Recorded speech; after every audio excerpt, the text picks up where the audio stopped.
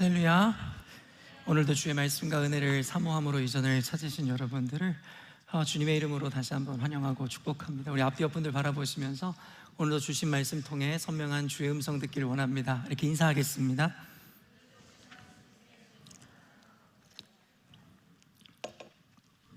이번 주에 구정, 설 이제 한국으로 따지면 연휴가 있잖아요. 그래서 오늘도 저희 교회에서 풍성한 이제 이 음식들을 준비해서 함께 나눌 예정인데요. 한국에서는 또 이런 서양 문화와는 다르게 1월 1일이 아니라 이번 구정, 설 연휴를 진정한 이 새해로 이렇게 인식하고 받아들이잖아요. 그래서 어찌됐든지 간에 우리에게는 조금 더 진짜 설이 왔다라는 생각이 들 수 있는 이 주간일지 모르겠는데요. 우리가 그를 생각하면서 우리 앞뒤 옆분들 바라보시면서 이렇게 인사했으면 좋겠는데요. 새해 하나님이 주시는 큰 복 받으시기 바랍니다. 이렇게 인사했으면 좋겠습니다.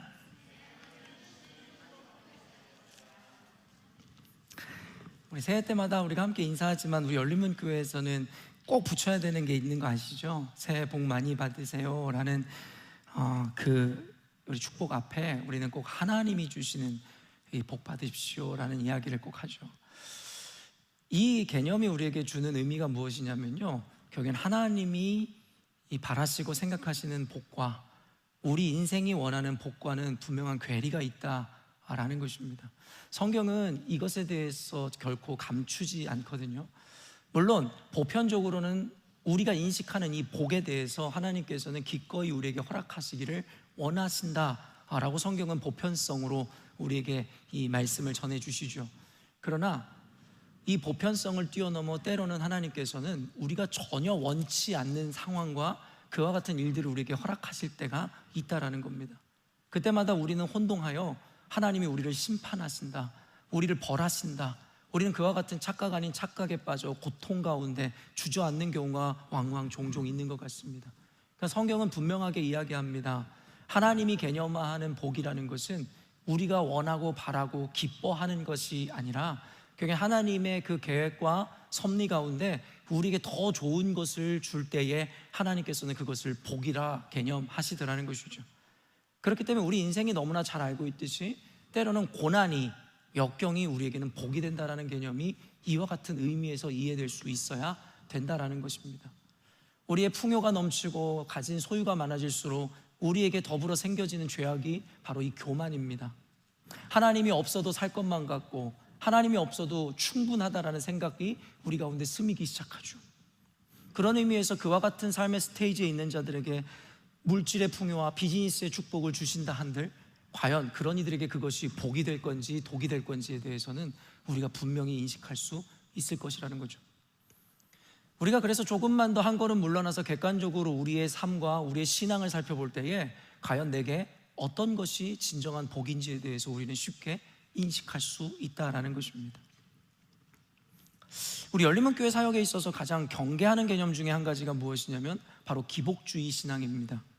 이 기복주의 신앙이라는 것은 여러분이 많이 들어와 알겠지만 한국 교회가 부흥함에 있어서 핵심 역할을 했었던 개념이고 한 가지 관념입니다.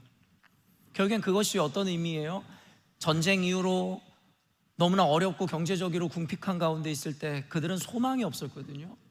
그때에 예수를 전하며 설파하기를 결국에 예수 믿으면 복을 얻는다, 예수를 믿으면 다 잘 된다, 너희들 없는 살림 가운데 11조를 내면 그것이 너희들에게 몇 배의 축복으로 돌아올 것이다. 결국에 이와 같은 개념과 교육을 통해서 한국 교인들 가운데 자리 잡고 생겨난 것이 바로 기복주의 신앙이라는 겁니다. 그래서 궁핍하고 삶이 어려워지면 교회 가서 기도하고 교회를 찾아 예수를 믿으면 결국엔 내가 복을 누린다, 그와 같은 신앙관념으로 교회는 갈수록 성장하고 부흥하고 세계에서도 네로라 하는 교회들을 이룩하게 되었죠. 그것을 보면서 세계 교회들이, 세계 학자들이 모두 경악하였습니다. 경제 발전뿐만 아니라 교회가 이렇게 급속도로 발전한 사례는 전 세계 역사를 살펴봐도 없었기 때문이죠. 그래서 저마다 학자들이 한국교회, 목회자들이 한국교회를 방문해서 그와 같은 모양들을 롤모델로 삼아 배워가고자 했었던 적이 있었습니다. 그럼 오늘날의 교회가 어떻게 되었습니까? 가장 닮지 말아야 되는 교회의 쇠퇴의 모습으로 한국교회가 뽑히고 있습니다. 뭘 의미합니까? 어쩌면 그동안 빈수레가 요란했다라는 것이죠. 결국엔 교회는 날로 가지고 날로 커지고 성도의 수는 많아지는 것 같고 교회 건물은 높아졌지만 결국엔 진짜 성도가 없었다라는 것에 대하여 이제야 드디어 만천하에 공개되기 시작했다는 것이죠. 이제는 더 이상 굶거나 궁핍하거나 여러분 그와 같이 어려운 시절을 보내는 것이 대한민국의 모습이 아니니까 말입니다. 결국 그리고 그 기복주의 신앙은 인본주의의 관념으로부터 시작된 것임을 우리는 분명히 교육받아 알고 있습니다. 인본주의라 하면 무엇입니까? 바로 인간 중심주의를 이야기하는 겁니다. 오늘날의 유물론주의가 그러하듯이 인간의 존재로 말미암아 고로 신은 존재하게 된다는 그 개념 말입니다. 결국엔 유물론주의자들이 이야기하는 신이라는 것은 나의 존재가 있기에 신도 존재하게 되었다라는 여러분 그와 같은 개념을 갖게 됩니다. 그리고 인본주의로 여러분 연결이 돼요. 결국에 우리가 교회를 나오고 우리가 열심히 헌금도 하고 신앙생활을 하는 이유는 내가 구원을 받고 내가 복을 받기를 원하고 내 자녀들이 잘 되기 위해서라는 그와 같은 목적과 명분이 생겨나게 되더라는 것이죠. 여러분들의 신앙의 관념은 어떠하였습니까? 그러나 우리 열린문교회와 같이 복음주의 교회에서 이야기하는 것은 이와 같은 인본주의가 아니라 바로 신본주의입니다. 인간이 중심이 되는 교회가 아니라 하나님이 중심이 되는 교회 말입니다. 나를 위해 예수님이 존재하고 나를 위해 교회가 존재하는 것이 아니라 교회를 위해 내가 존재하고 예수님을 위해 내가 살아간다라는 개념이 이와 같은 신본주의를 지향하는 우리 열린문교회와 같은 교회의 관념이고 지향점이라는 것이죠. 그렇기 때문에 우리 열린문교회는 인본주의에 입각하여 생겨난 이와 같은 기복주의 신앙관념에 대해서 배격하고 경계하는 것입니다. 그러나 이와 같은 기복주의 신앙을 경계해야 하면서도 우리가 오해하거나 헷갈리지 말아야 되는 것이 있는데, 기복주의를 배척하고 배격한다 하여 복을 구하는 행위가 잘못되었다라고 인식하셔서는 안 된다라는 것이죠. 기복이라 하는 것은 바로 복을 구한다는 겁니다. 기복이 나쁜 것이 아니라 기복주의가 나쁜 것입니다. 우리가 하나님을 믿으며 하나님 앞에 복을 구하는 것은 인지상정이고 모두가 바라는 마음일 것입니다. 저도 마찬가지입니다. 기왕이면 잘 살았으면 좋겠습니다. 기왕이면 건강했으면 좋겠고, 기왕이면 내 자녀들이 좋은 대학 가서 좋은 곳에 시집장가 갔으면 좋겠습니다. 그렇기 때문에 인격이신 하나님 앞에 그와 같이 내가 바라고 원하는 것을 아뢰고 고백하는 것 자체를 틀렸다 할 수는 없을 것입니다. 그러나 이것이 단순히 기복에 그치는 것이 아니라 주의가 되어 결국에 내가 예수님을 믿는 이유와 신앙생활을 하는 본질적인 이유와 목적이 되는 순간 결국엔 이것이 교회를 망하게 하는 근본적 이유가 되게 되더라는 것입니다. 하나님을 온전히 섬기는 자들에게 하나님께서는 풍요와 축복을 주신다고 약속하셨습니다. 성경을 통해 하나님을 온전히 섬기는 집안은 대대 손손 하나님의 복을 누리게 된다는 것은 공공연한 사실입니다. 그렇기 때문에 풍요와 축복을 구하는 것 자체를 미신적이거나 잘못된 개념이라고 우리가 폄하해서는 안 된다는 것이죠. 그렇기 때문에 우리가 이 두 가지 개념에서 우리가 혼동할 수 있기에, 그렇다면 성경이 말하는 하나님이 그의 백성에게 풍요와 복을 주신다는 것과 우리가 복을 바라고 지향하는 기복주의의 개념의 차이가 무엇인지에 대하여 우리가 분명히 그것을 성경적으로 알고 규정하는 것이 굉장히 중요할 것 같습니다. 먼저 오늘 본문에 나오는 하나님이 허락하시겠다 약속하시는 복의 내용을 살펴보십시다. 오늘 세 가지를 준비했고 오늘 본문에 그 세 가지가 등장하는데, 이게 성경 전체를 관통하는 하나님이 인간에게 주시겠다 하는 최고의 축복의 대표들입니다. 첫 번째가 무엇이냐면 바로 생명의 복입니다. 25절 말씀 읽어볼게요. 내 하나님 여호와를 섬기라. 그리하면 여호와가 너희 양식과 물에 복을 내리고 너희 중에서 병을 제하리니. 여러분, 양식과 물의 복을 주신다는 의미가 무엇이겠습니까? 바로 생명을 허락하시겠다라는 이야기입니다. 우리가 살기 위해서 여러분 필수 불가결한 그 요소가 바로 양식인 것이죠. 그래서 어떤 사람들은 먹기 위해 산다라는 그와 같은 말을 하지 않습니까? 또한 양식보다도 더 가치로운 것이, 더 필요한 것이 물이라 해도 과언이 아니죠. 생물학적으로도요, 우리가 밥을 먹지 않고는 그래도 꽤 오랫동안 버티고 살 수 있습니다. 근데 물을 먹지 않으면요, 여러분 3일 정도밖에 생존할 수 없다고 생물학적으로 밝혀진 내용임을 우리는 알고 있죠. 그래서 여러분 고대에 문명의 발상지나 많은 국가들의 수도가 늘 강줄기를 끼고 있었다는 것은 상식적으로 우리가 너무나 잘 알고 있는 것입니다. 그만큼 물이라는 것이 살아가는 데 있어서 필수 요소이기 때문입니다. 그래서 성경은 물은 곧 생명이라고 동일시하는 개념으로 우리에게 계속해서 설명하고 있던 것이죠. 그래서 여러분, 출애굽기서를 보면 이스라엘 백성들을 출애굽할 때에 그를 보내지 않는 바로와 애굽 사람들에게 하나님께서는 모세를 통해 10가지 재앙을 일으키시는데요, 그 첫 번째 기적이 무엇이었습니까? 바로 나일강을 피로 물들이는 것이었습니다. 여러분, 애굽의 이집트 문명이 결국엔 이 나일강을 중심으로 세워졌음을 우리는 모두 알고 있잖아요. 근데 그 나일강을 피로 물들였다라는 것, 더 이상 물을 마실 수도 없으며 그들에게 이제는 물이 도리어 필요한 것이 아니라 불필요한 것이 되게 하시는 그 기적을 통해 성경은 분명히 선언하는 것이죠. 생명의 주인은 바로 여호와 하나님이라는 것을 말입니다. 너희들이 그렇게 끼고 있는 그 나일강 줄기가 아니라, 그 물이 아니라 결국에 생명의 주인은 본질적으로 근원적으로 나 여호와라고 하나님께서 분명히 선언하셨다라는 것이죠.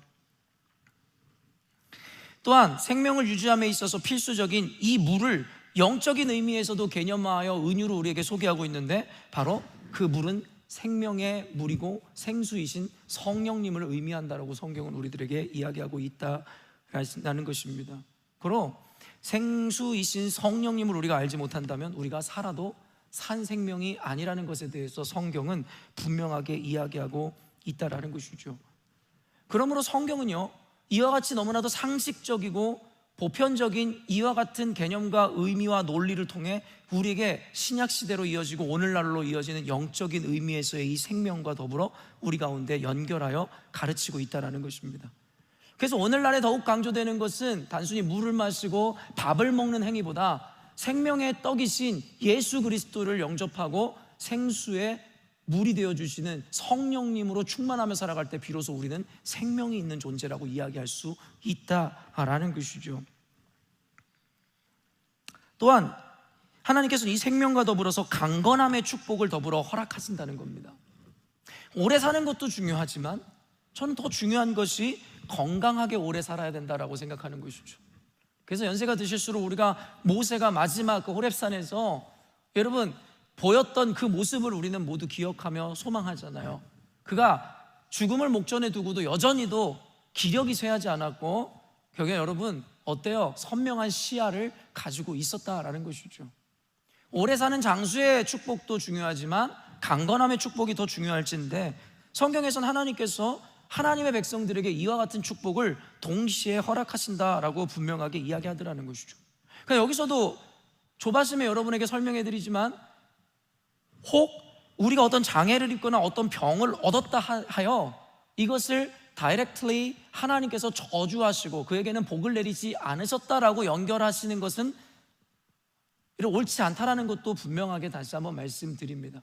보편적으로 하나님을 믿는 백성들에게 이와 같은 복을 허락하시는 것은 사실이지만, 그럼에도 불구하고 아까도 이야기했지만 하나님의 섭리와 계획 가운데 때때로는 우리의 어떠함과 관계없이 하나님의 섭리에 의해 우리에게 때로는 장애를 주시기도 하고 질병을 허락하시기도 하더라는 것이죠. 그리고 그 목적은 무엇입니까? 이를 통해 하나님을 드러내고 이를 통해 하나님을 더 깊이 사랑할 수 있다면 하나님께서는 이와 같은 것이 진정한 복이라고 말씀하시더라는 것이죠.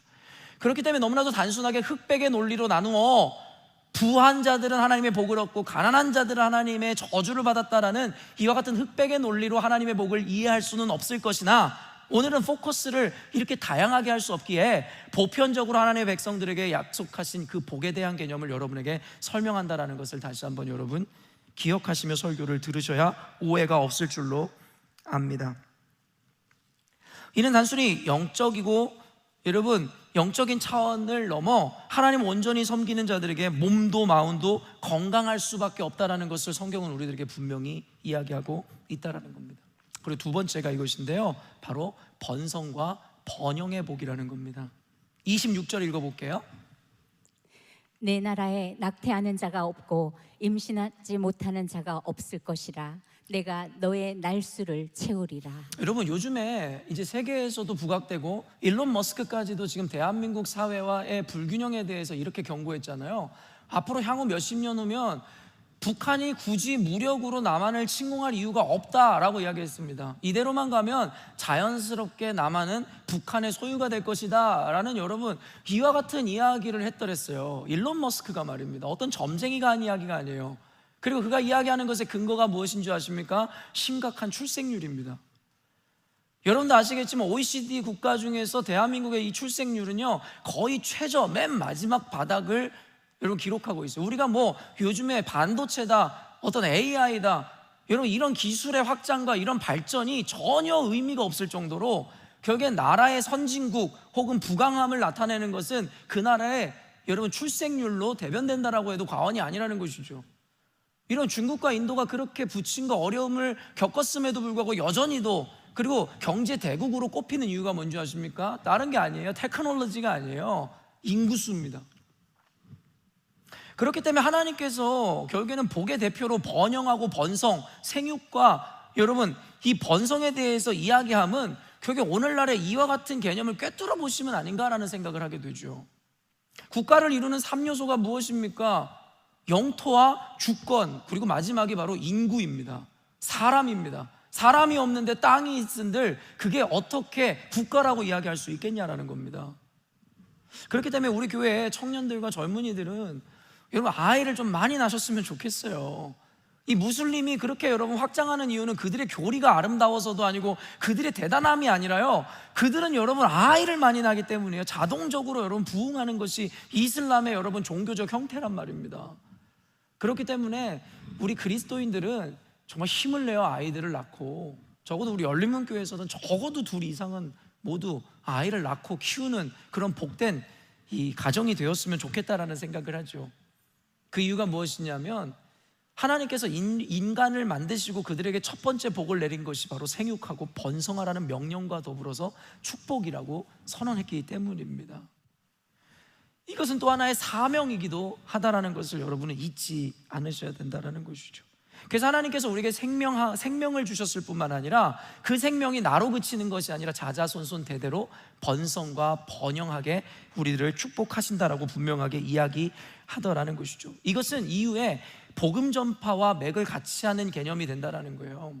여러분 우리는 우리의 생명보다 자녀의 생명을 더 귀하게 여기잖아요. 여러분 원래 그래서가 아닙니다. 하나님께서 우리에게 DNA로 심어주신 개념이 그렇습니다. 자녀를 위해서 내 생명을 버리는 것을 어려워하는 부모는 저는 없다고 생각합니다. 이유가 뭐예요? 내 생명보다 자녀가 훨씬 귀하기 때문이죠. 그래서 이와 같은 관념 때문에 인류는 문명에서 사라지질 않는 겁니다. 왜요? 자녀를 더 귀히 여기는 마음 때문에 내 생명을 초계와 같이 던져 자녀들의 생명을 보존하기 때문입니다. 그러니까 자자손손 대대로 결국에는 국가와 역사를 이룰 수가 있게 되더라는 것이죠. 여러분 그렇기 때문에 고로 생육하고 번성한다는 것은 단순히 어떤 우리의 가문과 패밀리 트리의 개념에서 생각하면 자자손손 대대로 복을 얻어야 된다, 생육하고 번성해야 된다는 개념으로 이해될 수 있겠지만 교회의 차원으로 넘어가면요, 결국엔 교회의 DNA는 내 교회가 잘 되고 내 교회 건물 높이 세우는 것이 목적일 수 없고 복음을 전파하고 생명이 또 다른 생명을 낳는 것에 포커스할 수밖에 없다라는 겁니다. 그래서 어떤 교회는 우리는 전도하지 않고 우리 교회만 잘 되기를 바라고 우리 교인들만 행복하기를 원합니다 라는 목표와 지향점을 가진 교회라면 그 교회는 여러분 성경적인 교회일 리가 없다라는 것이죠. 이와 같은 영적인 개념 안에서 교회는요, 부모가 내리사랑으로 자녀를 위해서 살아가듯이 교회라는 존재는요, 또 다른 생명을 낳기 위한, 해산의 고통을 느끼기 위한 그와 같은 것을 지향할 수밖에 없다라는 겁니다. 결혼하여 아이를 생물학적인 문제가 아니라 스스로가 결정하여 낳지 않기로 결정한다면, 잘 들으세요, 꼭 그렇다라고 이야기할 수는 없겠지만 하나님의 섭리와 질서를 어기는 행위이고, 죄라는 것의 본질은 바로 하나님의 질서를 깨트리는 것을 죄라고 이야기한다는 것을 잊지 마세요. 욜로한다, 내 인생 하나 잘 즐기길 원한다, 해산의 고통과 아이를 키우는 고통이 너무 심해 이제는 아이를 갖고 싶지도 않다, 옳습니다. 인본주의에 입각해서 여러분의 입장에서 생각하면 그렇습니다. 그러나 여러분이 신앙인이고 신본주의자들이라면 하나님의 질서 아래 생육하고 번성하는 것이 바로 하나님의 사명을 감당하는 것이지, 내 목적을 위해 내 개인적인 욕망을 위해 살아간다면 결국엔 그것이 죄일 것이고 하나님의 섭리를 깨트렸다는 걸 잊지 마십시오. 그렇기 때문에 여러분, 이와 같이 교회가 결국엔 전도하지 않고 세상을 향해 나아가지 않는다면 그것이 바로 교회의 죄악이라고 성경은 분명하게 이야기하고 있다라는 것입니다. 저는 개인적으로 여러분들에게 늘 이야기합니다. 교회가 대형화되는 것을 목표하지 않는다. 우리 교회에 많은 사람이 오는 것을 목표하지 않습니다. 우리 교회가 대형 교회가 됐으면 좋겠다라는 소망 따위도 제 안에 없습니다. 저는요, 제 욕망과 욕심을 이야기한다면 저는 우리 열린문교회 식구들끼리 지금 이렇게 사역하는 게 너무 행복합니다. 더 이상 성도들이 오지도 않았으면 좋겠습니다. 한 명의 영혼을 양육하고 제자화하는 게 얼마나 고통스럽고 힘들고 시간이 걸리는지를 열린문교회 담임 목회를 하면서 제가 배웠고 알았고 경험했기 때문입니다. 그래서 저는 제자화된 우리 열린문교회 이 사람들과 그냥 교회 생활하는 게 가장 행복하고 좋습니다. 우리 교회는 아무런 문제도 없고 아무런 어려움도 없습니다. 여기가 천국이라 해도 저는 좋을 정도로 너무나 200% 만족하는 목회를 하고 있다는 걸 공공연하게 밝혔기 때문에 우리 성도들은 다 알고 있습니다. 그러나 제 마음과 제 목적과는 다르게 교회는 우리들만의 리그를 만들 수가 없는 겁니다. 이미 그것이 하나님의 목적이었다면 초대교회는 이미 완성된 교회를 이루었습니다. 날마다 기도하고 모이기를 힘쓰고 떡을 떼고 자신의 소유를 자기의 거라 이야기하지 않고 모든 가족과 나누는 이상적인 아이디어란 교회가 이미 2000년 전에 만들어졌죠. 그런데요, 하나님은 그들을 핍박하셨어요. 하나님을 날마다 모여 기도하고 예배하고 성도들의 사랑이 넘쳤는데 하나님 왜 핍박하십니까? 왜요? 그들을 디아스포라에서 복음을 전파하게 하기 위해서였습니다. 하나님의 목적은 자기들끼리의 리그를 만들어서 자신들만의 행복과 즐거움과 구원을 누리라고 교회를 세운 것이 아니라 하나님을 알지 못하는 이전에 우리와 같던 무지했던 자, 생명 없는 자들에게 복음을 전하라고 우리를 부르셨다라는 겁니다. 그래서 우리 열린문교회, 그리고 제 마음 같아서는 여기서 끝냈으면 좋으련만 저는 제 욕망을 위해 살아가는 것이 아니라 우리 교회는 우리의 기쁨을 위해 존재하는 것이 아니라 하나님의 기쁨과 그의 사명을 받들어야 하기에 우리는 또 세상을 향해 나아가야 하며 때로는 어리석어 이해하지 못할지라도 그들에게 끝까지 복음을 가르쳐 지키게 하려고 그레이트 커미션을 지키고 있는 것입니다. 두 번째 복이 바로 이 번성의 복입니다. 그러므로 하나님께서 우리 열린문교회에게 복을 주신다면 우리 열린문교회는 반드시 부흥하게 되어 있습니다. 더뎌 보일지라도, 시간이 걸리는 것 같아 보일지라도 하나님은 우리 열린문교회를 분명히 부흥케 하실 것입니다. 당신의 시간표 안에 이미 그 일은 예정되어 있음이라 저는 확신하죠. 그리고 마지막 세 번째가 이것입니다. 대적을 제거하시는 복입니다. 27절 말씀 읽어보겠습니다. 내가 내 위엄을 내 앞서 보내어 내가 이를 곳의 모든 백성을 물리치고 내 모든 원수들이 내게 등을 돌려 도망하게 할 것이며. 여러분, 하나님이 앞서 가신다는 이 표현만큼 든든한 게 없는 거예요. 이거 하나님이 그냥 앞서 가셔서 알아서 다 정리해 놓으신다는 거예요. 여러분, 성경의 맥락을 봐도요, 하나님께서는 어떠한 전쟁과 이와 같은 전투를 늘 이스라엘 백성들에게 요구하셨거든요. 적과 꿀이 흐르는 가나안 땅을 점령하고 전복하고 그리고 헤렘법에 의해 진멸하라는 거, 이게 바로 오늘날의 영적인 전쟁으로 우리는 즉각적으로 이것을 대입해 볼 수도 있겠죠. 그런데 하나님께서는요, 우리에게 앞서가라고 하는 것이 아니라 당신께서 먼저 나가 행하신다라는 거예요. 그래서 여러분, 유대의 리더십과 대한민국 군대의 리더십을 그냥 웃자고 이야기하는 건지 모르겠는데 비교하는 것이 있었잖아요. 여러분, 이 대한민국의 육군 그리고 우리 군대에서는 뭐라고 이야기한다고 해요? 지휘관이 돌격 앞으로 외친다는 거죠. 그러니까 쥐는 뒤에 있고 군인들한테 나가라 싸우라는 이야기잖아요. 그런데 여러분, 유대인들의 군대는 이렇다고 이야기하더라고요. 나를 따르라. 군대의 장수가 자기가 앞서 나가고 나를 따르라. 그럴 때 여러분, 군대의 사기가 어떻겠습니까? 대한민국의 기득권이나 정치인들처럼 자기 한 목숨 혹은 자기의 기득권을 지키기 위해서 백성들을 팔아먹고 국민들을 앞세우는 그와 같은 자들이 아니라 유대인들은 자신들이 앞서. 저는 이스라엘이 왜 그 작은 나라가 약 2000년 동안 나라조차가 없었어요. 그다 약 100년 전에 이스라엘이라는 나라가 팔레스타인 지역에 생겼잖아요. 여러분 이 주변에 얼마나 많은 여러분 이 무슬림 국가들이 진치고 그들을 집어삼키려고 했습니까? 그러니까 중동 전쟁이 얼마나 많이 일어났습니까? 그러나 그들은 무너지지를 않더라는 거예요.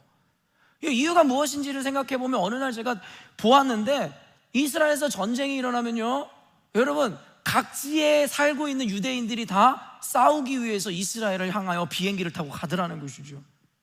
이런 유대인들이 미국의 경제를 흔드는 마이더스의 손이라는 거 여러분 알고 계시잖아요. 부족한 게 없어요. 근데 국가를 지키기 위해 그 한 목숨 버리는 걸 아까워하지 않는다고요. 여러분 사직생 뭐죠? 생직사 사직생의 정신으로 여러분 싸우는 군대를 어떻게 이깁니까? 그래서 이순신 장군이 이와 같은 이야기로 이런 그 해전에서 승리를 거둔 거 아닙니까? 여러분 오늘날의 교회가 이와 같은 마음가짐이 있어야 된다는 거예요. 교회에 조금만 어려움이 나타나도 자신의 생명 살리고자 자신의 자녀들이 피해볼까 봐 도망하고 짐 싸서 여러분 야반도주하는 것이 아니라 교회가 필연적 어려움을 당하면 함께 싸우는 겁니다. 내가 내 한 목숨, 내 가정이 희생하더라도 교회를 지키기 위해서, 단순히 피지컬한 교회가 아닙니다. 하나님의 목적을 수호하기 위해서. 근데 오늘날에 그런 교인들이 어디 있습니까? 이민교회에서 일어나는 현상들만 봐도 다 자기들이 피해보는 거 무서워서 야반도주하고 도망가지 누가 교회를 지키려고 한단 말입니까? 이것은 하나님의 법칙과 어긋나는 겁니다. 하나님은 앞서가는 리더십을 보이셨고 우리가 먼저 누군가의 발을 씻어주는 리더십이 되길 원하셨어요. 우리 열린문교회는 그와 같은 모형을 따라가야 된다라는 것이죠. 하나님이 먼저 가셔서 하는 일이 무엇인지 아십니까? 대적을 찾아 그들의 땅을 회파하고 이미 무너뜨리신다라는 거예요. 현대전을 여러분 보세요. 현대전을 보세요. 현대전은 백병전이 아닙니다. 옛날처럼 총칼로 군인들이 들어가서 서로 죽이고 찌르고 하는 싸움이 아니에요. 미리 드론이든 미사일을 보내서 그곳을 초토화시킵니다. 그런 다음에 하는 일이 뭐예요? 군인들이 그 뒤를 가서 점령하는 것이 현대의 전쟁 양식입니다.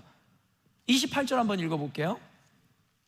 내가 왕벌을 내 앞에 보내리니 그 벌이 히위 족속과 가나안 족속과 헷 족속을 내 앞에서 쫓아내리라. 가장 효과적인 전쟁의 방식을 주님께서 우리에게 허락하신 것이죠. 하나님이 먼저 가서 위험으로 그들을 떨게 하시고 왕벌을 보내요 그들을 이미 그 앞에서 쫓아내게 하시겠다라는 것이죠. 오늘날의 현대전과 같이 스카드 미사일과 여러분 이와 같은 놀라운 무기들을 보내요 그것을 초토화시키는 것이죠. 그리고 오늘날의 교회와 백성들에게 뭐라고 이야기하는 줄 아세요? 너희들은 와서 깃발을 꽂으라는 겁니다. 두려워하지 마세요. 교회는 불확실한 미래를 살아가는 존재들이 아닙니다. 싸워서 이길 수 있을까? 이기지 못할까? 이와 같은 생각과 저울질하는 자들이 아니에요. 이미 하나님께서 허락하신 승리에 우리가 숟가락을 얹고 깃발을 꽂기 위해 가는 것이죠. 믿으십니까? 믿으세요 여러분? 여러분 안 믿으시는 거예요? 이렇게 논리적이고 성경적으로 레퍼런스를 가지고 설교를 해도 안 믿으시는 거예요? 여러분 믿으십니까? 여러분 왜 두려워하시는지에 대해서 제가 이해를 못한다라고 이야기하는 것은 자기가 뭘 한다고, 연소한 나이에 자기가 얼마나 경험했다고 제 경험과 지식과 배움을 의지하는 것이 아니라 하나님의 말씀을 의지해서 여러분에게 선포하는 겁니다. 그래서 여러분은 믿으셔도 되고 아멘 하셔도 된다라는 겁니다. 제가 여러분에게 제가 갖고 있는 주식 노하우를 가르쳐 주는 거예요? 아니면 제 삶의 경험을 나눠드리는 거예요? 아니에요. 하나님의 말씀을 전하는 겁니다. 그렇기 때문에 여러분은 의심하지 않고 아멘으로 화답할 수 있는 거예요. 그리고 진정한 아멘으로 여러분이 화답했다면 여러분은 그와 같은 삶을 사시는 겁니다. 오늘날의 AI 시대요, 전쟁으로 흉흉한 시대를 살아가면서 여러분 모두가 두려워하고 불확실한 미래를 가지고 불안감에 빠져 있지만 여러분 그리스도인들은 그럴 필요가 없다라는 겁니다. 하나님께서 이미 앞서가셔서 우리를 위해 자리를 깔아주시고 이런 대적들을 물리쳐 주심으로 말미암아 우리의 그 승리를 보증하셨고 보장하셨다라고 말씀하시니까 말입니다. 그렇기 때문에 성경에서 뭐라고 이야기하는 줄 아세요? 너희는 가만히 있어 내가 너희의 하나님 됨을 알지어다. 너희들이 보게 되리라. You will see. 보게 되리라. 우리는 보게 될 겁니다. 우리 열린문교회는 보게 될 겁니다. 하나님께서 어떻게 불가능을 가능케 하시는지, 어떻게 우리 열린문교회를 통해서 하나님의 역사를 이루시는지 우리가 목도하고 보게 될 것입니다. 그게 바로 성경적인 이야기고 성경에서 이야기하는 남은 교회가 얻어 누리게 될 특권이라고 이야기하고 있는 것입니다. 상식으로 이야기하지 마세요. 힘의 논리로 이야기하지 마세요. 하나님이 하신다 하면 되는 것이고 주님이 이루신다면 반드시 이루어지는 것이니까 말입니다. 사랑하는 성도 여러분, 이 세 가지 복이 이번 어쩌면 구정을 맞이해서 여러분들에게 목회자로서 선언하고 싶은 축복입니다. 하나님께서 하나님의 백성들에게 허락하시는 축복이니까 말입니다. 우리 열린문교회 모든 성도 여러분들이 이와 같은 복을 받아 누리시는 2026년 새해가 되시기를 주님의 이름으로 축원합니다. 이렇게 설교가 끝나면 얼마나 좋아요, 그죠? 아직 12시밖에 안 됐는데 끝날 리가 없죠. 그리고 오늘 설교 제목이 브레이커스인데 지금 브레이커스에 대한 이야기가 어디 있습니까? 그 이제 본격적으로 이제 시작한다는 거예요. 이게 밑밥입니다. 좋은 거 던져놓고 여러분 절로 아멘 나오는 거 이야기해놓고 이제 듣기 싫은 이야기 시작합니다. 그런데요, 다 복 누리고 싶죠. 하나님이 대적들을 다 싸워 이기시고, 그죠? 우리에게 승리를 주시고, 그리고 여러분 어때요? 번성과 생육의 복을 주시고, 프로스페리티 얼마나 좋습니까? 그리고 뭐예요? 무엇보다 구원과 생명의 복을 주신다니. 여러분 이거 모두가 받아 누리고 싶은 거잖아요. 그래서 우리가 교회 다닌다고 이야기하는 사람들도 있잖아요. 그런데요, 모든 것에는요 여러분 대가 지불이 필요합니다. 여러분 성경은요 이와 같은 공평의 의미에 대해서 우리들에게 분명히 이야기했고, 하나님은 그것을 보편적 원리로 우리 가운데 허락하셨죠. 등가 교환의 법칙이 그와 같은 겁니다. 좋은 대학 가고 싶으면 공부해야죠. 돈 많이 벌어서 부자 되고 싶으면 열심히 일을 해야죠. 그냥 주어지는 것은 없어요. 하나님이 공치사하고 싶어서 우리에게 뭔가 대가를 요구하는 게 아닙니다. 거저 주어진 것은 그냥 잃어버리게 되고, 거저 주어진 것은 그것을 주신 이를 잊어버리게 만들기 때문이죠. 25절 상반절 한 번 더 읽겠습니다. 내 하나님 여호와를 섬기라. 그리하면. 여러분 우리는 지금까지 나열된 복만 집중하는 거예요. 그러니까 목회자들이라고 하는 작자들이 설교를 할 때 그냥 나열된 복만 나열하면서 여러분 예수 믿으면 이렇게 됩니다, 여러분 이 복을 받아 누리시기를 원합니다, 그렇게 교회를 사람들을 불러 모으고 채우죠. 근데 성경에서는 늘 단서 조항이 있었어요. 뭐냐면 내가 하나님 여호와를 섬기면, 그래서 그리하면이라고 이어졌던 내용들이 바로 여러분이 지금까지 보았던 복의 내용입니다. 이 말인즉슨 뭔지 아세요?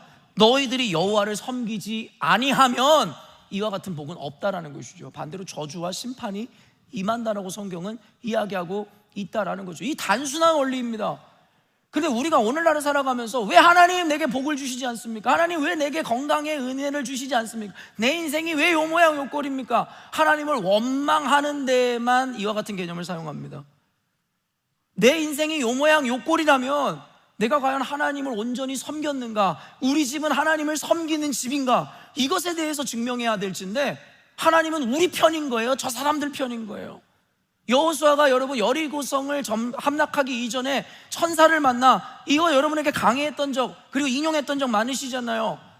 하나님으로 대변되는 천사를 눈앞에 두고 여호수아가 상식적으로 묻습니다. 당신은 우리 편입니까? 적군들 편입니까? 그때 여러분 천사가 뭐라고 이야기합니까? 니더가 무슨 의미라고 이야기했어요? 이것도 아니고 저것도 아니다. A도 아니고 B도 아니다. 우리 인생은요 하나님 앞에 이렇게 묻는 거예요. 하나님은 우리 편입니까? 아니면 우리 교회를 괴롭히는 저자들의 편입니까? 이원분리적으로 흑백 논리에 빠져 있죠. 진영 논리에 빠져 있죠. 근데 하나님 말씀하시는 거예요. 나는 네 편도 아니고 제 편도 아니고 네가 내 편인지를 점검해라. 하나님 우리 열린문교회에게 여러분들이 이렇게 묻고 있는 거예요. 당신들은 하나님 편이십니까? 아니면 하나님을 자신의 편으로 끌어들이려고 하는 자들입니까? 오늘날의 교회들이 다 그런 거 아닙니까? 하나님을 내 편으로 끌어들이려고. 그래서 웃자고 그런 이야기 하잖아요. 이제 월드컵도 이번 연도에 열리는데, 여러분 그리스도인들은 우리 한국이 승리하고 우승하기를 기도해서는 안 된다라는 거죠. 왜 안 되는 거예요? 여러분 그럼 미국에서도 있는 신앙인들이 기도하고, 스페인에 있는 사람들도 기도하고, 아르헨티나에 있는 신앙인들도 기도할 텐데, 그럼 하나님이 누구 편을 들어주셔야 된단 말입니까? 여러분 어쩌면 너무나 단순한 이야기 아니에요? 근데 우리 인생에서 우리는 우리를 중심으로 하나님께서 내게 복을 주셨다, 우리를 중심으로 하나님 내게 왜 이러시냐, 이런 이야기를 하고 있으니 여러분 그 난제가 풀리겠습니까? 답은 너무나 단순합니다. 내가 하나님의 편인가? 내가 하나님의 집에 거하는가? 내가 주님의 임재 가운데 있는가? 성경은 이것만 점검하라는 거, 이것만 점검하면 된다는 겁니다. 이게 보증입니다. 개런티입니다. 하나님께서 주시겠다 약속하셨으니까 말입니다. 하나님께서 여러분에게 돈을 가져오라는 것도 아니에요. 라이센스를 따오라는 것도 아니고, 서티를 받아오라는 것도 아니고, 디그리를 가져오라고 한 것도 아니에요. 그냥 하나님을 섬기면이라는 이야기만 합니다. 여호수아 모세에게 뭐라고 이야기하는지 아세요? 너희가 하나님의 말씀을 따라 좌로나 우로나 치우치지 아니하고 하나님의 말씀을 지켜 순종하면 내가 내게 이런 복을 주겠다 이야기죠. 대대자자 손손, 여러분 이와 같은 이야기를 하지만 이스라엘 백성은 듣지를 않아요. 오늘날의 저와 여러분처럼 말입니다. 역사가 증명하고 하나님의 말씀은 너무나 명확하고 명확관하여 단순하지만 듣지를 않는 거죠. 아무 조건을 이야기하지 않았어요. 열심히 일하라고도 하지 않았고, 디그리를 따라고 하지도 않았고, 외모를 가꾸라고도 하지 않았어요. 하나님을 섬겨라. 너와 내 집은 하나님을 섬겨라. 구원이 임하고 이와 같은 복이 임한다. 근데 이스라엘 백성은 이 단순한 걸 지켜내지 못했어요. 조금만 번성하면 우상을 섬기고, 조금만 번영하면 자식들을 섬기고. 오늘날의 우리 교회에도 여러분 이 진리가 바뀌었습니까? 동일한 메시지를 선포해도 역사를 통해 배우지를 못하는 거예요. 하나님을 섬기라, 여호와를 섬기라. 그러나요? 모두 우상 숭배자로 전락해버리는 거죠. 저는 이 점이 이해가 되지 않는다라고 이야기하는 거죠. 너무 단순한데요, 너무 분명한데요, 너무 명쾌한데요. 여러분이 하나님을 믿는 자들이라면 말입니다. 여러분이 하나님을 믿지 않으면 말씀이 의미가 없으니까 이 논리도 여러분에게 적용되지 않겠죠. 그러나 여러분이 진화론자들이 아니라 창조를 믿는 자들이라면 여러분 당연하게 이 사실을 믿어야겠죠. 그런데 믿음과 아까도 찬양했지만 삶을 살아내는 실력이 왜 이렇게 다른 겁니까? 여러분 다 똑똑하시잖아요. 다 지성인들이시잖아요. 교회도 다닐 만큼 다녀서 들어본 말씀 목사들만큼 잘 알잖아요. 그런데 왜 이렇게 삶을 살아내는 실력이랑 다른 겁니까?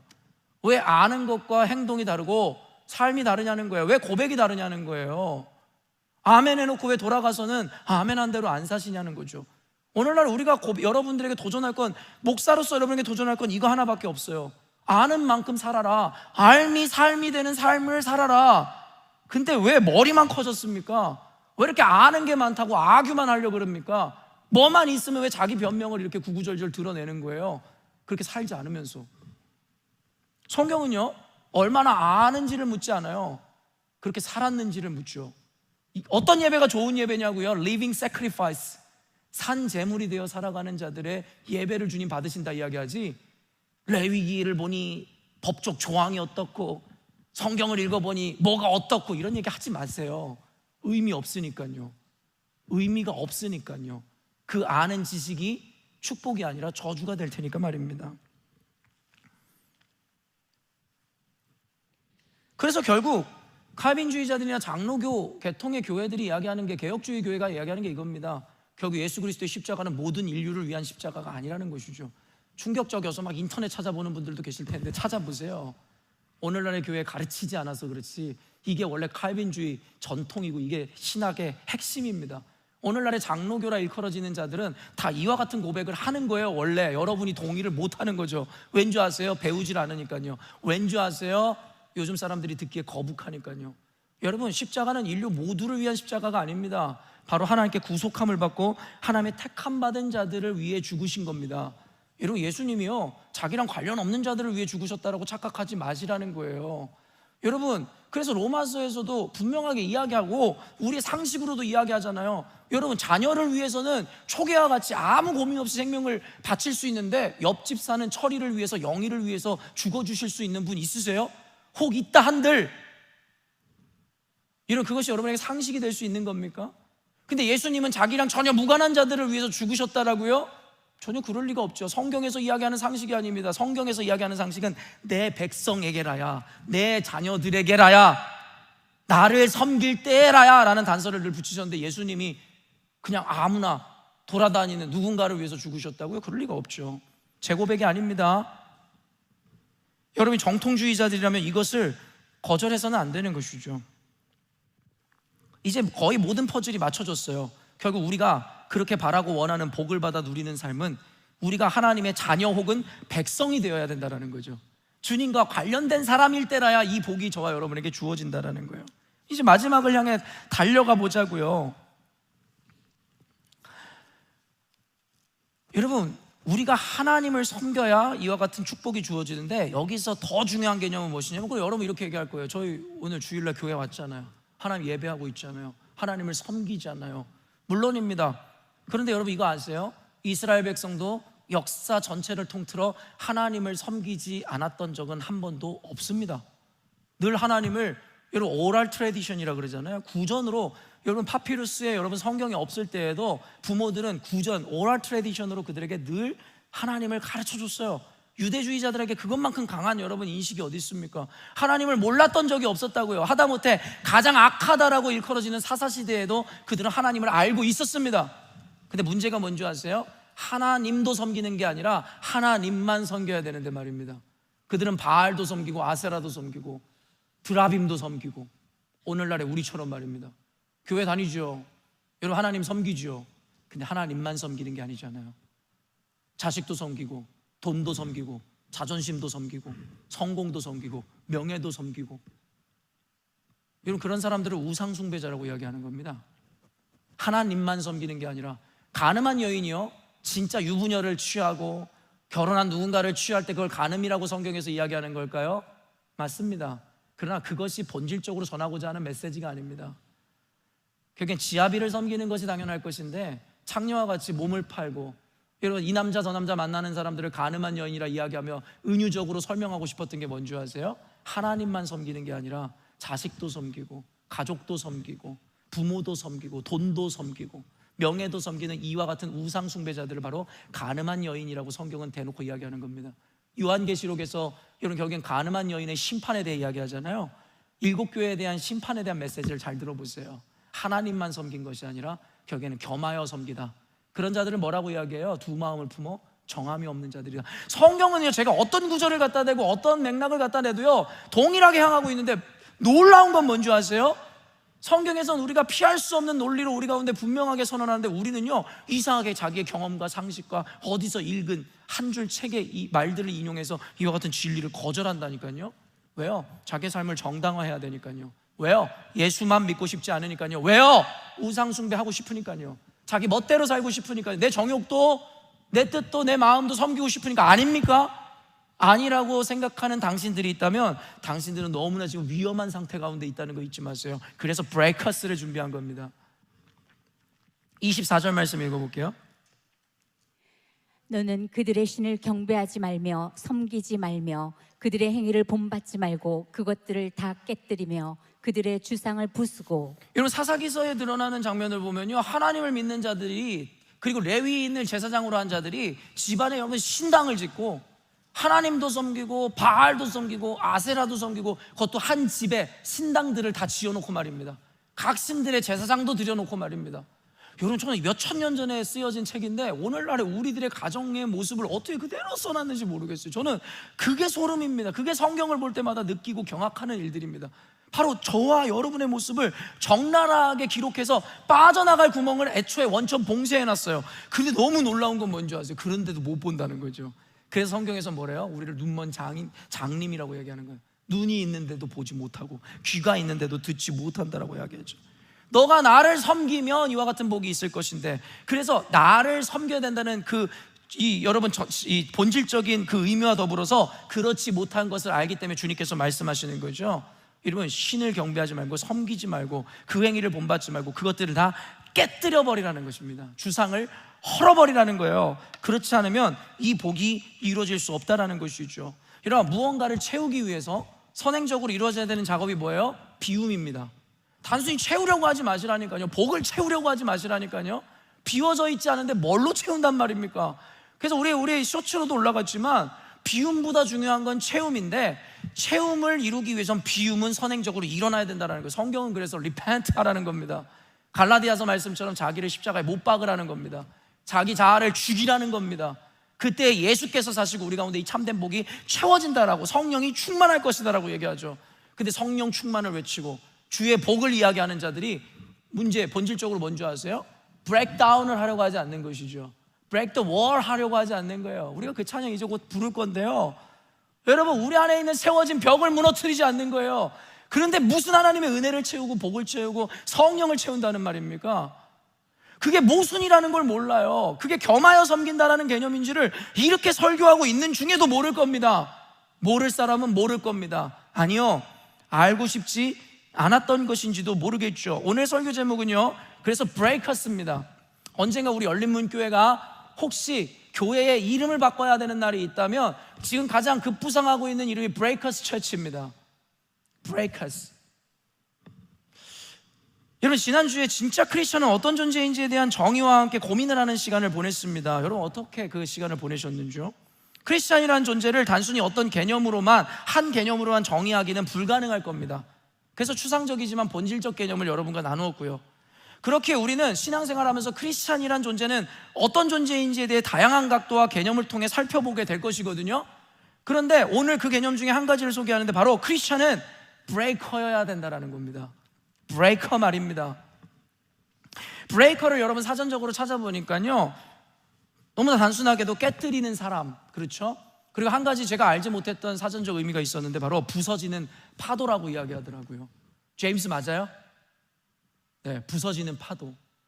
여러분, 저는 근데 이 브레이커스라는 설교 그리고 교회의 이름에 대해서 생각해 보면서, 여러분, 저는 파도가 정말 여러분 몰려 들어와서 이 세상을 여러분 파쇄하고, 이게 바로 쇠파를 의미하거든요. 이 브레이커스가 한국말로 한국 사전으로 이 번역하면 바로 쇠파라고 이야기합니다. 바로 부서지는 파도요. 왜 부서지는 줄 아세요? 그 파도가 몰려오다가 돌을 만나고 앞에 어떤 장애물을 만나면 깨어지는 겁니다. 그러면서 여러분 어떤 일이 일어납니까? 돌이 갈아지고 돌이 부서지고. 저는 여러분 우리 교회 미래를 봅니다. 우리 교회가 이 시대에 일으켜야 되는 크랙, 우리가 이 시대를 파괴해야 되는 그 브레이킹의 의미를 새깁니다. 이런 물이 바다를 덮은 것 같이 환상을 봅니다. 여호와의 영광을 찬양하는 그날이 물이 바다를 덮은 것 같이 세상에 편만하여 우리 열린문교회 같은 본질과 신본주의 교회들이, 오직 예수를 외치는 교회들이 세상을 장악하여, 저는 그 환상을 봅니다. 그리고 이를 이루기 위해 우리가 브레이커스가 돼요. 여러분, 브레이커라는 단어가 여러분 우리들에게 좀 생소할 것 같은데 연관된 단어가 많더라고요. 게임 브레이커. 여러분, 게임 브레이커가 뭡니까? 시합의 승패를 결정하는 플레이어, 바로 승리하는 자를 게임 브레이커라고 얘기합니다. 우리 열린문교회가 그와 같은 교회가 될 것입니다. 게임 브레이커, 게임 체인저가 될 겁니다. 이 시대에 하나님의 영광이 땅에 떨어지고 교회가 무너져가고 있는 이 시대 가운데 우리 열린문교회는 게임 체인저가 될 것이고 게임 브레이커가 돼서 이 시대에 크랙을 내고 반드시 승리하는 교회가 될 것입니다. 그리고 또 다른 의미가 뭔지 아세요? 프리즌 브레이커. 프리즌 브레이커가 뭐예요? 탈옥수를 의미합니다. 저는 이게 굉장히 영적이라는 생각을 했어요. 구속에서 자유케 된 자, 우리를 묶고 있었던 모든 속박에서부터 자유케 된 자, 탈옥한 자들, 인생을 묶고 있는 모든 관념으로부터 자유케 된 자들, 바로 여러분 프리즌 브레이커입니다. 그게 우리 교회가 되어야 될 줄로 믿습니다. 여러분 또 뭔지 아세요? 레코드 브레이커.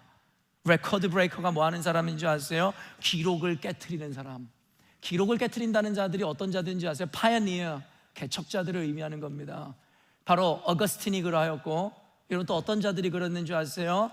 여러분 마틴 루터가 그랬고 존 칼빈이 그랬듯이 저 우리 열린문교회가 그와 같이 레코드 브레이커가 되어 개척자 혹은 개혁자가 돼서 이 시대의 포스트 모더니즘에 빠져 인본주의, 기복주의, 자신을 위해 하나님을 신으로 섬기는 자들을 깨트리고 하나님을 중심으로 한 오직 성경, 파이브 솔라스를 외쳤던 그 개혁의 정신을 우리 열린문교회가 계승할 것이라고 저는 믿는 것이죠. 여러분, 그 외에도 하나님께서는 우리가 이 브레이커라는 개념을 온전히 인식할 때 우리들에게 수많은 영적인 개념들과 인식들과 비전들을 주실 거라고 저는 생각합니다. 왜냐하면 성경에서는 분명히 우리가 구원의 자녀가 되고 하나님의 영광과 하나님의 축복을 받아 누리기 위해서 이 브레이커가 돼야 된다는 것에 대한 개념을 분명히 이야기했죠. 우상을 깨트려야 된다는 거예요. 나를 부셔버려야 된다는 이야기입니다. 여기서 우상은 다양한 모습으로 우리들에게 다가오고 줄곧 개념화되었는데요, 오늘 여러분에게 마지막으로 한 가지 직접적으로 인용하면 바로 내가 가진 아집과 고집, 그리고 당연함과 상식, 이것이 바로 이 우상이라는 개념입니다. 누가복음 5장 36절에서 39절 제가 한번 읽어드릴 텐데요, 이거 예수님의 말씀입니다. 제가 읽어드리지만 예수님께서 오늘 여러분에게 말씀하심이라 믿고 들으세요. 또 비유하여 이르시되 새 옷에서 한 조각을 찢어 낡은 옷에 붙이는 자가 없나니 만일 그렇게 하면 새 옷을 찢을 뿐이요 또 새 옷에서 찢은 조각이 낡은 것에 어울리지 아니하리라. 새 포도주를 낡은 가죽 부대에 넣는 자가 없나니 만일 그렇게 하면 새 포도주가 부대를 터뜨려 포도주가 쏟아지고 부대도 못 쓰게 되리라. 새 포도주는 새 부대에 넣어야 할 것이니라. 묵은 포도주를 마시고 새 것을 원하는 자가 없나니 이는 묵은 것이 좋다 함이니라. 여러분, 이 메시지가 우리들에게 주는 여러분 울림이 없으십니까? 경각심이 없으세요? 여러분, 인간 역사에서 주어진 최고의 선물은 예수님이십니다. 여러분 믿으십니까? 예수님이세요. 그분 우리에게 구원을 주신 분이시니까요. 죄로 말미암아 죽을 수밖에 없는 죄인을 의롭게 만드신 유일하신 구원자시니까 말입니다. 예수님으로 인해 우리는 모든 구속으로부터 자유하게 되어 구원에 이르게 된 겁니다. 이 구속이라는 것은 삶이 노예 생활을 했다라는 개념을 떠나 죄의 노예 생활하던 우리들에게 자유케 함으로 생명을 주셨다라는 의미입니다.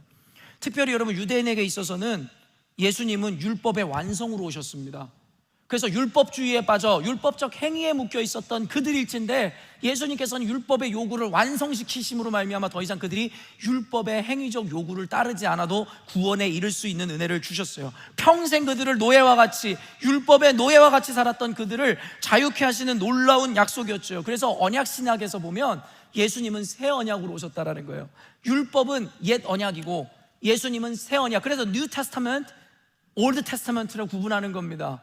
예전에 구원받는 법은 율법을 따라 행위로 말미암아 구원을 얻었다면, 뉴 테스터먼트에서 뭡니까? 새 언약으로 오신 예수님을 믿을 때의 구원을 이루는, 완전히 여러분 이와 같은 메커니즘이 달라진 거예요. 구원의 메커니즘이 달라졌다고요. 근데 아직까지도 율법주의, 인본주의에 빠져 있는 자들은 이 행위에서 벗어나지를 못하는 거예요. 진짜 크리스천이 어떤 자들이냐고 묻는 때에 도덕적이고 윤리적인 삶을 사는 사람, 교회에서 돈 요구하지 않고 헌금하는 자들, 언제 그런 행위가 진짜 크리스천을 나누는 구분점이 되었고, 그런 자들이 구원의 자녀라고 성경에서 언제 이야기했습니까? 근데 왜 우리는 예수님은 율법주의에 빠져있던 자들에게 완전한 자유를 주셨는데 왜 이 율법에서 벗어나지를 못하냐는 거예요. 성경을 몇 장 읽어야 되고, 큐티를 매일 해야 되고, 주중에 예배, 새벽 예배 다 찾아다녀야 되고, 11조도 내야 되고, 주일 성수 안 하면 안 되고, 언제 이런 개념들이 구원에 여러분 합당한 조건이 되었습니까? 그걸 하지 말라는 게 아니잖아요. 그로 말미암아 구원을 얻는 게 아니라는 이야기를 하는 거잖아요. 근데 왜 우리는 거기에 묶여 두려워하고 좌절하고 괴로워하고, 그것을 지키지 않으면 나는 죄인입니다. 죄인이라는 의미가 성경 안 읽어서 죄인이라고 이야기합니까? 어리석죠. 성경에서 이야기하고 예수님이 귀에 딱지가 지게 이야기하셔도 들으려 하지 않죠. 왠지 아세요? 율법주의자들의 특징이 뭔지 아세요? 쉽게 신앙생활하고 싶은 거예요. 명문화되어 있고 성문화되어 있는 그것만 지키면, 11조만 내면, 주일 성수만 하면, 교회 나가 봉사만 하면 구원이 개런티드 되어 있는 것처럼 얼마나 쉽습니까? 근데 하나님께서 우리에게 성령 충만을 외치는 이유가 뭔지 아세요? 날마다 주의 뜻을 구하고, 날마다 주님의 의도를 파악하고, 하나님의 목적을 향해 걸어가는 삶. 주의 말씀은 내 발의 등이요 나의 길의 빛이니라. 멀리 보여주면 좋은데 하루하루 말씀에 순종하며 살아갈 수밖에 없는 삶. 그래서 신앙생활이 어려운 겁니다. 근데 그 어려운 생활 하기 싫죠. 개런티 되어 있는 것, 확증되어 있는 것, 확정되어 있는 것 따라가고 싶죠. 그래서 율법주의에 빠지는 겁니다. 이게 바로 인간의 악한 본성입니다. 말해줘도 모릅니다. 유대인들과 여러분 바리새인들 어땠습니까? 예수님께서 새 언약으로 오셔서 그들에게 자유를 주신다고 했는데요, 받아들이질 않는 거예요. 여러분, 옛 낡은 조각에 옷을 뜯어 새 옷에다가 기어 입으면 둘 다 망친다고 예수님 말씀하시잖아요. 근데 그 짓을 하는 겁니다. 새 포도주가 있는데 낡은 가죽 부대에 부으면 가죽 부대가 터져서 포도주가 다 쏟아진다고 얘기하잖아요. 아직도 그걸 못 버리는 겁니다. 그런데 여러분, 예수님께서 그래서 새 포도주는 새 부대에 남아야 된다, 너희들은 완전히 거듭나 새로운 존재가 되어야 된다라고 말씀하실 때에, 여러분 예수님 마지막 선언이 뭔지 아세요? 묵은 포도주를 마시고 새 것을 원하는 자가 없나니. 그게 우리의 모습입니다. 여전히도 옛 습관을 따라, 옛 상식을 따라, 당연함을 따라 옛 포도주가 더 좋다는 거예요. 그래서 새 언약으로 오신, 새 포도주로 오신 예수님을 받아들이지를 않는다는 거죠. 교회 갱신이 그래서 어렵습니다. 교회가 그래서 변화가 안 되는 거예요. 왠지 아세요? 이전이 좋삼나이다. 우리가 익숙한 게 좋습니다. 그냥 예수 믿으면 복 준다고 하세요. 목사님, 교회 부흥 별거 아닙니다. 교회 갔더니 목사님 같이 말 잘하는 사람이 예수 믿으면 어떻게 복 받는지만 그것만 나열해 주세요. 예수님이 우리의 위로자 되시고, 우리의 피난처 되시고, 우리를 도우시고, 우리에게 잘되게 하신다, 그 얘기만 해주세요. 그럼 교회 성도들이 물밀듯이 밀려올 겁니다. 그렇다 손치더라도 그럴 수 없습니다. 그건 복음이 아닙니다. 그건 사람을 살리는 게 아니라 사람을 죽이는 겁니다. 그 자리에 안주시키는 것이고, 변화를 꾀하려 하지 않고 그 자리에 멈춰서고자 하는 자들을 도울 뿐입니다. 그건 교회도, 여러분 진짜 신앙도 아닌 것이죠. 엘레펀트 신드롬이라고 여러분들에게 소개했었죠. 엘레펀트 신드롬 뭐예요? 코끼리 증후군이라고 이야기합니다. 여러분, 코끼리 조련사들은요, 어린 새끼 코끼리를 발목에 밧줄을 묶어가지고 기둥에다가 묶어놓죠. 그럼 맨 처음에 어린 코끼리가 여기저기 가려고 얼마나 시도하겠어요. 근데 힘이 약해요. 그래서 그 밧줄을 끊지 못하니까 여러분 결국엔 그 주변만 맴돌게 되고 그 밧줄의 길이만큼이 자기가 움직일 수 있는 곳이라고 인식합니다. 그런데요, 이 코끼리가 성체가 돼서 몇 톤이 되잖아요. 그런데도 불구하고 여러분 그곳을 벗어나질 못해요. 왜일까요? 이젠 너무나 쉽게 그 밧줄을 끊을 수 있는데 자신의 인식에 갇혀서, 자신의 습관에 갇혀서, 한계에 갇혀서. 이것을 여러분 현대인들은 엘레펀트 신드롬이라고 얘기하는 겁니다. 오늘날의 신앙인들이 다 엘레펀트 신드롬에 빠져 있는 거예요. 예수님이 오셔서 우리를 완전히 자유케 하시겠다고 말씀하셨는데 스스로 율법적인 제약을 만들고 그곳에 갇혀서 내가 헌금하지 않으면, 헌신하지 않으면, 주일 성수하지 않으면, 성경 읽지 않으면 하나님이 저주하시고, 그래서 그것이 동력이 되어 교회에 나오고, 그래서 교회는 썩어가고 문드러지고 냄새나고, 교회를 보면서 사람들이 네가 믿는 예수 나 안 믿으련다, 이런 교회로 전락해버리죠. 다 저와 여러분 탓입니다. 예수님이 말씀하셨음에도 불구하고 벗어나지 못하는 죄, 자유케 하신다고 말씀하셨는데 밧줄을 끊어내버리지 못하는 죄. 나움 1장 13절 읽어보도록 하겠습니다. 이제 내게 지은 그의 멍에를 내가 깨뜨리고 내 결박을 끊으리라. 예수님이 오심이 바로 이 예언의 성취입니다. 예수님이 오셔서 멍에를 깨뜨리고 결박을 끊으셨거든요. 근데 우리는 여전히 또 엘레펀트 신드롬을 못 벗어나는 거죠. 그래서 율법에 갇히고 두려움에 갇히고, 심판대에 서면 구원받지 못할까 두렵습니다. 그 두려움을 좋은 신앙이라고 생각하고, 답을 주셨지만 답을 거절하죠. 결국 스스로 묶고 있는 결박을 끊지 못하고 부수지 못한 채 자유를 누리지 못하고 결국엔 구원에 이르지 못합니다. 교회에 변화하지 못하는 이들에게 나타나는 전형적인 모습입니다.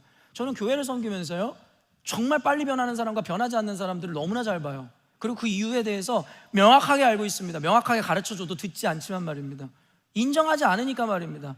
온갖 자신 변명과 자신의 어떤 상식과 아집과 고집, 경험을 바탕으로 끝까지 저항합니다. 그냥 받아들이면 끝나는데요. 요한계시록에 뭐라고 얘기하는 줄 아세요? 내가 문 밖에 서서 두드리노니 너는 그냥 문을 열면 내가 들어가 먹고 마시고 함께하리라 말씀하세요. 문을 안 열어드려요. 여러분, 그 결박을 끊어내질 않아요. 빗장을 열질 않아요. 마음을 열 생각이 없어요. 왜요? 예수님이 확 들어와 버리면 자기 인생 무너질 거란 거 자기가 본능적으로 알거든요. 예수 믿는 삶이 그렇게 녹록치 않다는 거 알고 있거든요. 어리석죠. 그래서 자유도, 신앙의 기쁨도, 적극적 헌신도 이루지 못하죠. 경험한 적이 없는데요. 예수님을 말입니다. 변명하지 마세요. 논리로 이야기하지 마세요. 경험 얘기하지 마세요. 그냥 말씀을 받아들이세요. 그러면 되는데 왜 이게 그렇게 어려운지 모르겠습니다. 이런 브레이커가 되세요. 깨뜨리세요. 의인은 없나니 하나도 없다라고 얘기하셨잖아요. 마지막으로 갈라디아서 2장 20절 읽겠습니다. 내가 그리스도와 함께 십자가에 못 박혔나니 그런즉 이제는 내가 사는 것이 아니요 오직 내 안에 그리스도께서 사시는 것이라. 이제 내가 육체 가운데 사는 것은 나를 사랑하사 나를 위하여 자기 자신을 버리신 하나님의 아들을 믿는 믿음 안에서 사는 것이라. 우리가 하나님의 자녀지만 어쩔 수 없이 육체 가운데 있지 않습니까? 우리가 어차피 하나님의 나라에 속해 있지만 지금은 세상을 살아가야 되지 않습니까? 비겁한 변명하지 마세요. 성경에서 언제 세상을 살아가니까 세상에 속하라고 이야기했어요. 언제 세상을 살아가니까 세상의 법대로 살으라고 이야기했어요. 한없이 타협적이고 하없이 비겁하게 얘기하지 마세요. 자식은 키워야 될 거 아닙니까? 돈은 있어야 될 거 아닙니까? 렌트비는 내야 될 거 아닙니까? 하나님이 다 책임져 주신다고 말씀하셨잖아요. 너희들이 내 백성이 되면. 근데 그런 적 없잖아요. 갈라디아서에서 뭐라고 이야기하는 줄 아세요? 네가 그리스도와 함께 십자가에 못 박혔나니 완전 브레이크다운 됐다는 거예요. 내 자아가 산산이 부서졌다는 거예요. 이제는 네가 사는 게 아니라 네 안에 예수께서 사신다고 얘기한 게 그게 그리스도인입니다. 그게 크리스찬입니다. 그러면서 뭐라고 해요? 이제 내가 육체 가운데 사는 것은 여전히 우린 육체 가운데 살아가죠. 그런데요, 우리는 나를 위해 사는 게 아니에요. 우리의 삶의 목적은요, 나를 위해 사는 게 아니라 나를 사랑하사 나를 위해 자기 자신을 버리신 하나님의 아들을 믿는 믿음 안에 사는 것이라. 여러분 믿으세요? 이게 복음이고 이게 교회고 이게 찐 크리스찬입니다. 어리석은 자들이여 들으세요. 이렇게 외쳐도 못 들으시면 여러분 희망도 없는 사람들입니다. 나팔수가 전쟁이 눈앞에 왔다고 나팔을 부는데 전쟁이 일어나지 않을 거야. 어차피 당장은 아닐 거야. 언제까지 그 짓 하시렵니까? 세상이 멸망하며 같이 망하시렵니까? 왜 여러분 이 울분 섞인 이 외침에 대해서 왜 반응 안 하세요? 왜 저를 원망하세요? 왜 저를 미워하세요? 제가 무엇 때문에 이런 사람이 되었는데요? 무엇 때문에 우리 교회가 이와 같은 일들을 지향하는데요? 무엇 때문에요? 우리 교회 사람들 더 많이 오게 하려고 이와 같은 짓을 합니까? 제가 여러분에게 인정받는 목회자가 하려고 이와 같은 짓을 합니까? 왜 모르시는지를 모르겠어요. 개돼지 마냥, 부모의 마음도 모르는 방황기의 청소년들 마냥 왜 모르죠? 집 나가 이 새끼야 라고 이야기하는 그 부모의 진심도 모른 채로 집을 나가버리는 새끼들 마냥 어리석죠? 그 부모가 집 나가라고 이야기하는 겁니까? 제발 정신 차리고 돌아오라고, 잘 좀 살아보자고 하는 부모의 마음도 모르느냐? 찢어지는 주님의 마음도 모르느냐? 오늘도 십자가에 달려 계시는 주님도 모르느냐?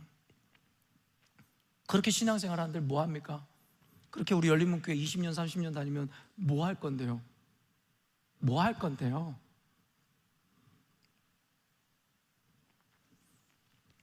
결국 우리가 그렇게 바라고 원하는 복을 받아 누리는 것과 심지어 구원을 이루기 위해 필연적으로 우리에게 요구되는 것이 바로 끊어내고 부수는 겁니다. 의인은 없나니 하나도 없습니다. 그리고 이 끊어내고 부순다는 개념은 타자나 혹 외부만을 향하지 않아요. 나를 부숴야 됩니다. 나를 깨트려야 됩니다. 그래야 내 안에 예수께서 사시고 나를 통해 넘쳐 흐름의 은혜가 세상을 향해 흘러나가 에스겔 성전에서의 그 환상이 이루어지는 겁니다. 그게 우리 열린문교회가 이루어야 하는 미래이고 비전이고 사명입니다. 이 사명에 동참하기를 여러분 혹 원하신다면, 외부자가 아니라 관람꾼이 아니라 여러분이 동참하기를 원하신다면 부수십시오. 브레이커스가 되십시오. 그리고 여러분이 아닌 주를 위해, 하나님의 나라를 위해 살아가십시오. 그 외의 것은 주님이 책임져 주시리라 확신합니다. 여러분 모두가 이 복을 받아 누리되 그 복을 누리기에 합당한 존재가 되어 여러분의 아직과 고집을 꺾고 세상의 상식과 당연함을 부수는 저와 여러분 되시기를 주님의 이름으로 축원합니다. 기도하겠습니다.